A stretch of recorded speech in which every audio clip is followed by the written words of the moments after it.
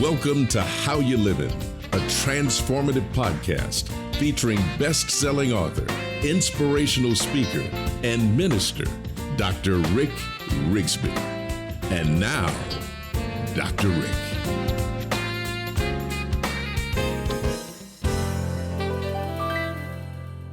Hello, friends. So glad that you could join us today. I'm so excited about this topic called dreams. And I think it's because I've had some mega dreams over the last few months. And what I'm discovering is that when I'm dreaming, there are no limitations on my creativity. There are no handcuffs on my imagination. I don't need anybody's permission. I can just dream. And what I find is I wake up, I'm encouraged, I'm excited, I feel full of adventure, and I'm ready to go. And then what happens? You start thinking about the realities of life and comparing those realities to the dreams that you've had. And the next thing you know, you continue on the treadmill of life, giving little attention to the dreams. Have I described you in any way whatsoever? If so, I want to share just with you for a few minutes something that perhaps might break that cycle by telling you that big dreams can produce small results, but small results can have a major impact over time. You don't have to accomplish the whole dream in just one day, but big dreams can produce some small results and over time can have a significant impact. This theory is called the aggregation of marginal gain. The aggregation of marginal gain. I first was introduced to this theory in James Clear's wonderful book titled Atomic Habits, Tiny Changes, Remarkable Results. This is the young man that suffered a massive brain injury during a baseball game and literally had to teach himself how to function all over again using tiny habits. And he's gone on to do landmark work in the area of habit formation. Well, it was in his book, Atomic Habits, that I learned about the British cycling team, which up until 2003 wasn't very notable.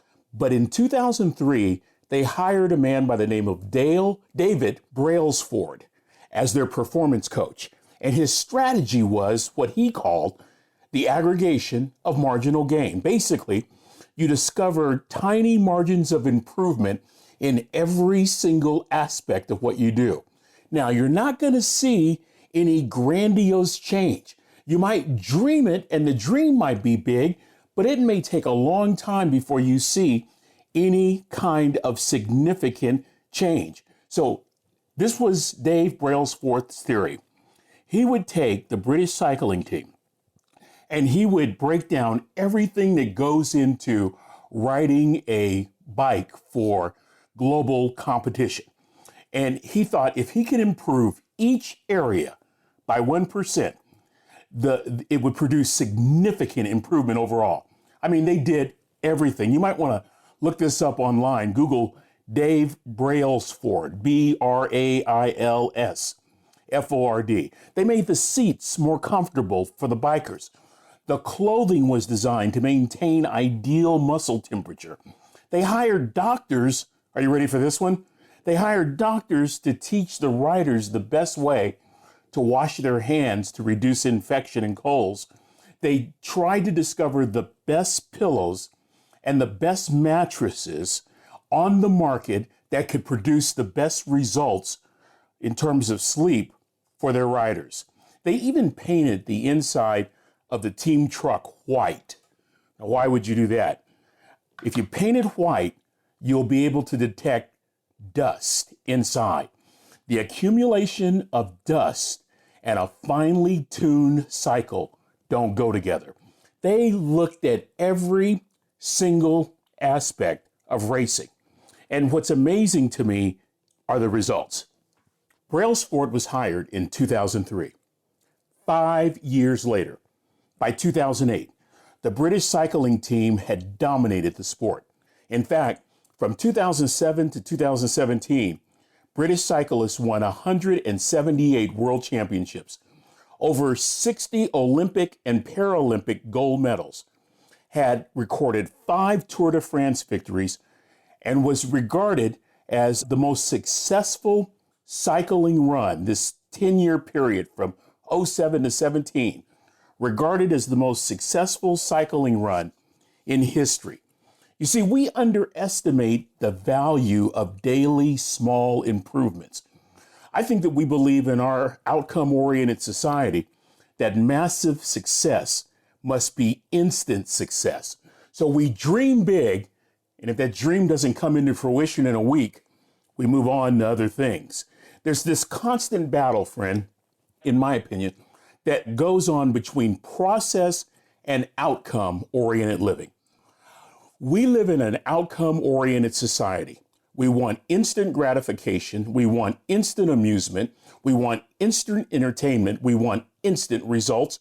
We want instant food. We want everything when we want it. On demand is a huge word in our society. We want it when we want it. Now, I want to ask you a question. Do you think in any way that affects the way in which you think? That affects the way in which you process information? Do you think in any way that might even affect how you choose to implement a big dream? I would challenge you for just a short time today. Live in the moment. That's called process living. Live in the moment. You know what I find interesting, friends? I find interesting that you will listen to professional athletes who have reached the pinnacle of their sport, whether it's downhill skiing with Lindsey Vonn, or whether it's winning an NBA championship or a Super Bowl or a golf tournament.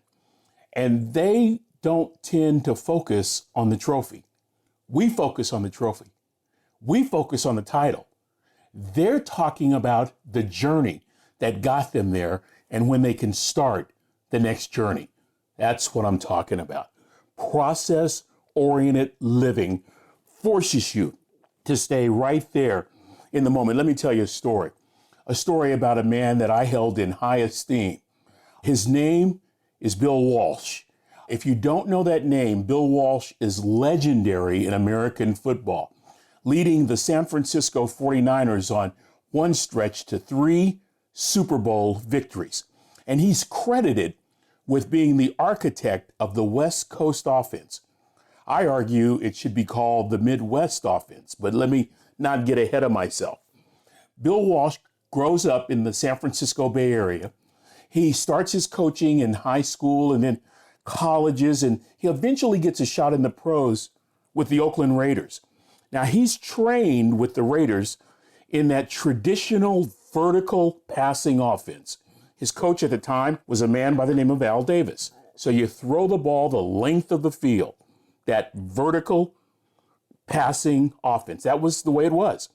But then a couple of years later, remember this date, 1968, Walsh is now an assistant under the legendary Paul Brown for an expansion team called the Cincinnati Bengals. And the vertical offense, throwing the ball a long way down the field, doesn't work because their quarterback at the time, while mobile, doesn't have the strongest of arm. What does Walsh do? He takes the vertical offense and turns it completely around to a horizontal offense, a horizontal passing scheme that implements quick, short throws and that spreads the ball across the width of the field. Eventually, that plan becomes known as the West Coast offense. Should be called the Midwest. So now you need a quarterback who may not have the strongest arm in the world, stay with me, but has pinpoint precision. So in '79, the 49ers draft a young man out of Notre Dame named Joe Montana. And Walsh now has the piece in place that he needs. He's got the right quarterback, but he's got to retrain the quarterback. The quarterback has always been, I believe the right word would be, the model for the quarterback would be to hit the receiver in the numbers. Walsh doesn't want that. Walsh wants the ball a foot ahead of the numbers so that the receiver can catch the ball while in stride. Now Walsh needs to go and somehow recruit receivers that can make yards after catch. That's a very important concept in the NFL. YAC, yards after catch. I've got a quarterback who's not going to hit you the numbers. I have a quarterback who is going to give you short passes, the width of the field, and he's going to hit you 1 yard ahead of the numbers. So you go out and you get guys like a Jerry Rice, who may not have a whole lot of natural speed, but when he catches the ball in stride, has what they call football speed. Here's the bottom line. Walsh's first of 3 Super Bowls came in 1982, but plans for that Super Bowl win actually began in Cincinnati in 1968. You know, James Clear is right. Success is the product of daily habits, not once in a lifetime transformation. Well, that's really important, friend. Just because you have a big dream doesn't mean you have to accomplish that dream this weekend or next Tuesday or the following Thursday. Dreaming is important. It should never be limited to our imagination, our creativity, or to chronology. That we ought to take the limitations and the handcuffs off and focus more on the process of how we can implement that dream. I hear people say all the time, oh, I can't dream. I can't dream big. I beg to differ. I like a quote from Henry Ford. If you think you can, or if you think you can't, you're right. I hear people tell me all the time, why should I dream for small results? Easy, because if you can stay with it, those small results one day will be seismic. Don't forget the British cycling team. So dreaming big, it's great mental activity. It's freedom. You don't have any limits. You're not governed by the laws of nature or the expectations of people. You don't need anybody's permission to dream big. And you never, ever know what your dreams might produce. American entrepreneur and publisher, the late Malcolm Forbes, said, when you cease to dream, you cease to live. Filmmaker George Lucas said on one occasion, dreams are extremely important. You can't do it unless you imagine it. Our 28th president in the United States, Woodrow Wilson, said we grow great by dreams. All men are dreamers. I love what Walt Disney said. If you can dream it, you can do it. In Proverbs, the Holy Scripture says, as a man thinketh, so is he. You know, it's interesting, friends. We're encouraged to dream as children. We're discouraged to dream as adults. I want to encourage you today to dream as adults. I think we're discouraged because others say, well, your dream is not realistic.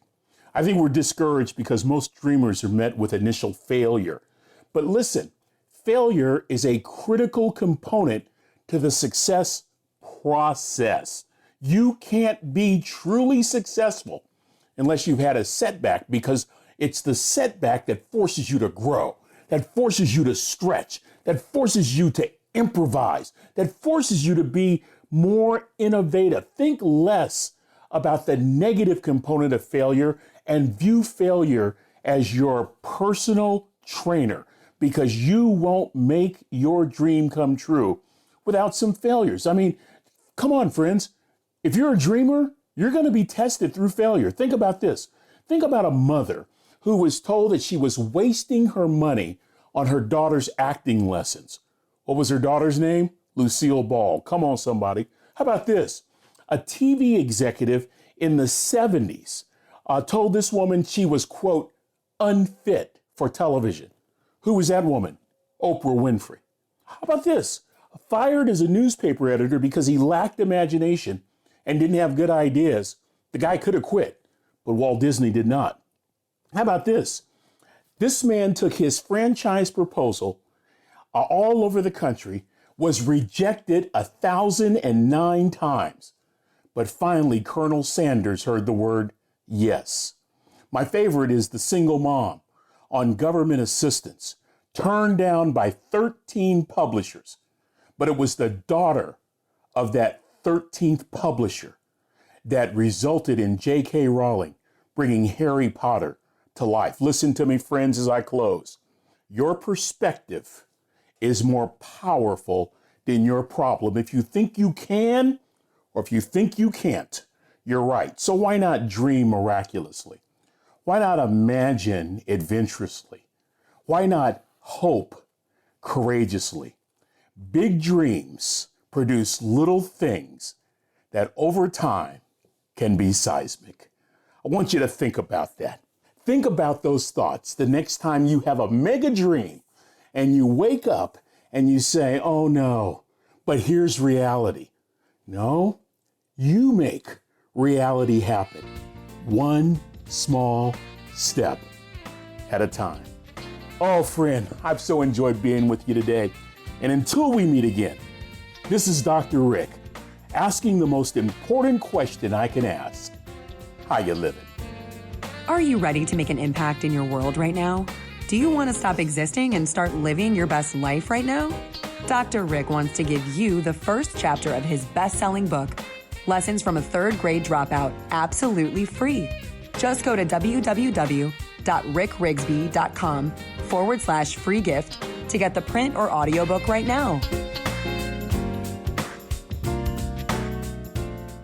This is thepodcastfactory.com.